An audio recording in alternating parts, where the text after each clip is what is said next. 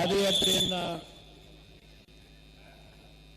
ಇವತ್ತೇನು ಪ್ರಾರಂಭ ಮಾಡ್ತಾ ಇದ್ದೀರಿ, ಇಲ್ಲಿ ನೆರೆದಿರ್ತಕ್ಕಂಥ ಎಲ್ಲ ನನ್ನ ರೈತ ಕುಟುಂಬದ ಎಲ್ಲ ಆತ್ಮೀಯರು, ಹಿರಿಯರು, ಯುವಕ ಸ್ನೇಹಿತರಿಗೆ, ಯಾಕೆಂದ್ರೆ ನಾನು ಜನತಾದಳದ ಕಾರ್ಯಕರ್ತರು ಅಂತ ಹೇಳಲ್ಲ.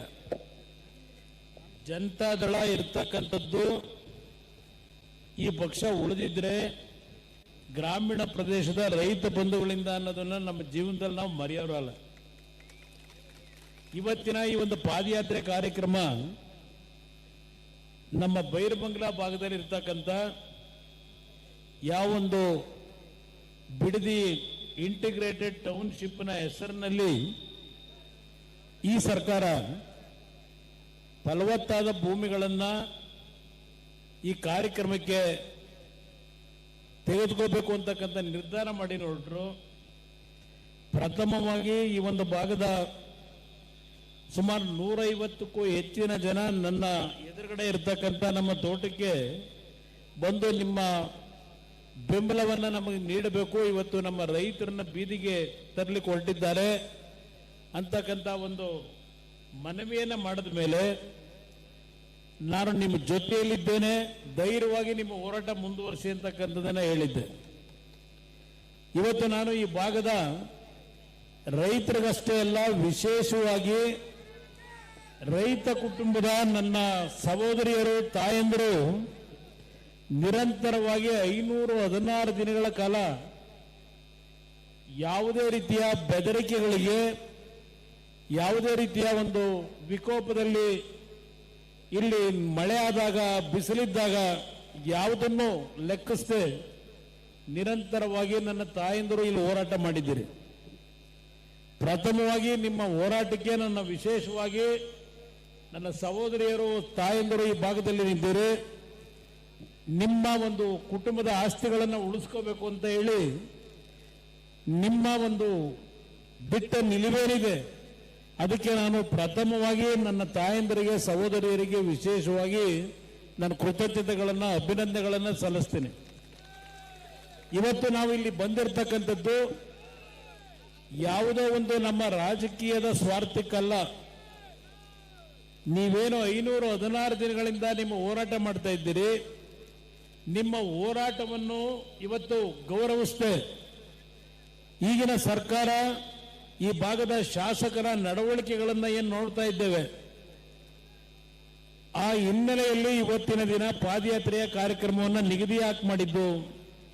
ನಮ್ಮ ಅಶೋಕಣ್ಣ ಅವರು ಇಲ್ಲಿ ಬಂದಿದ್ದಾರೆ. ಇವತ್ತು ರಾಜ್ಯದಲ್ಲಿ ಅಧಿಕೃತ ವಿರೋಧ ಪಕ್ಷದ ನಾಯಕರಾಗಿ ಪ್ರತಿನಿಧಿಸ್ತಾ ಇದ್ದಿರ್ತಕ್ಕಂಥದ್ದೇನಿದೆ, ಬಿಜೆಪಿಯ ನಾಯಕರೇನಿದ್ದಾರೆ, ನಮ್ಮ ಪಕ್ಷದ ಸುರೇಶ್ ಬಾಬು ಅವರ ಜೊತೆಯಲ್ಲಿ ನಮ್ಮ ಪಕ್ಷದ ಎಲ್ಲ ಶಾಸಕ ಮಿತ್ರರು, ಮಾಜಿ ಶಾಸಕ ಮಿತ್ರರು, ಯಾಕೆಂದ್ರೆ ಎಲ್ಲರೂ ಇದ್ದಾರೆ ಇಲ್ಲಿ.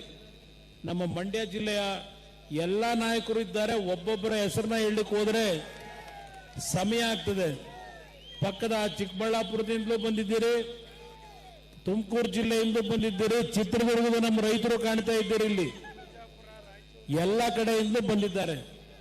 ನಿಮ್ಮ ಈ ಒಂದು ಬೆಂಬಲಕ್ಕೆ ನನ್ನ ಈ ಭಾಗದ, ನನಗೆ ರಾಜಕೀಯವಾಗಿ ಜನ್ಮ ಕೊಟ್ಟಿರ್ತಕ್ಕಂಥ ಈ ಜಿಲ್ಲೆಯ ಜನರ ಪರವಾಗಿ ಇವತ್ತು ನೀವೆಲ್ಲ ಇಲ್ಲೇನು ಸಾವಿರಾರು ಸಂಖ್ಯೆಯಲ್ಲಿ ನೆರೆದಿದ್ದೀರಿ ಬೆಳಗ್ಗೆಯಿಂದ, ನಿಮಗೆಲ್ಲರಿಗೂ ನನ್ನ ಕೃತಜ್ಞತೆಗಳು, ನನ್ನ ರೈತ ಬಾಂಧವರು, ನನ್ನ ತಾಯಂದಿರ ಪರವಾಗಿ.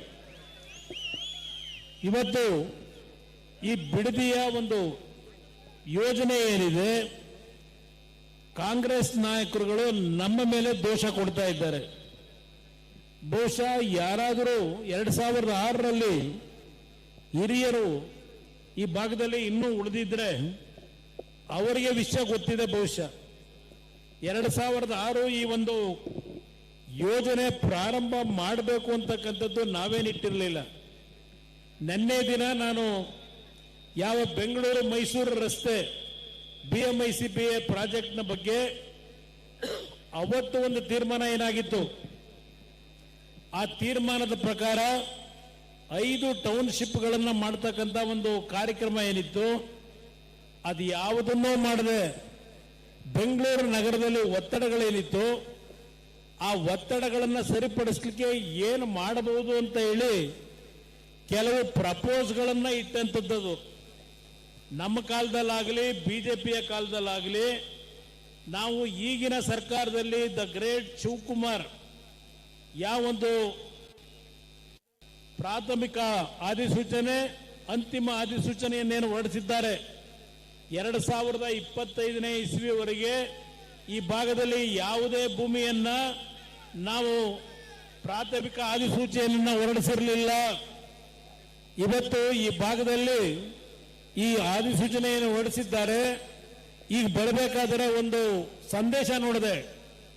ಈ ಸಂದೇಶದಲ್ಲಿ ಮುಖ್ಯಮಂತ್ರಿಗಳು ಇವತ್ತು ಹೇಳಿದ್ದಾರೆ, ನಾನು ಈ ಭಾಗದ ರೈತ ಬಂಧುಗಳಿಗೆ ಮನವಿ ಮಾಡ್ತೇನೆ, ಈ ವಿದೇಶಗಳಲ್ಲಿರ್ತಕ್ಕಂಥ ಇಂಟರ್ನ್ಯಾಷನಲ್ ರಸ್ತೆಗಳು, ಉದ್ಯಾನವನ, ದೊಡ್ಡ ದೊಡ್ಡ ಕಾರ್ಖಾನೆಗಳು, ದೊಡ್ಡ ದೊಡ್ಡ ಬಿಲ್ಡಿಂಗ್ಗಳನ್ನ ಕಟ್ಟಿ ಈ ಭಾಗದ ಜನರ ಬದುಕಿಗೆ, ಈ ಭಾಗದ ಯುವಕರಿಗೆ ಉದ್ಯೋಗವನ್ನು ಕೊಡ್ತೀವಿ ಅಂತಕ್ಕಂಥ ಒಂದು ಸಂದೇಶ ಕೊಟ್ಟಿದ್ದಾರೆ.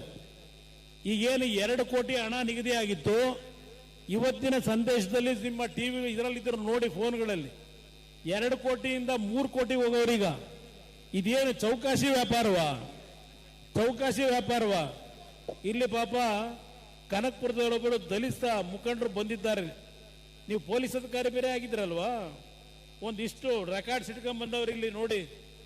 ಕನಕಪುರದಲ್ಲಿ ಆ ದಲಿತರ ಭೂಮಿನ, ತೋಟಿ ಜಮೀನ ಲೂಟಿ ಮಾಡಿ ಅವರ ರೆಕಾರ್ಡ್ ಇಲ್ಲಿ ಹಿಡ್ಕೊಂಡು ಕೂತವ್ರೆ. ಕಳೆದ 10 ವರ್ಷದಿಂದ ಅಲಿತಾವ್ರೆ. ಇದು ಈ ಮಹಾನುಭಾವ ಮಾಡಿರೋದು. ಇದು ಸುಮ್ಮನೆ ಇಲ್ಲಿ ಬಂದಿರೋದು ಹೇಳ್ತಾ ಇದ್ದೀನಿ ನಮ್ಮ ರೈತ ಬಂಧುಗಳಿಗೆ.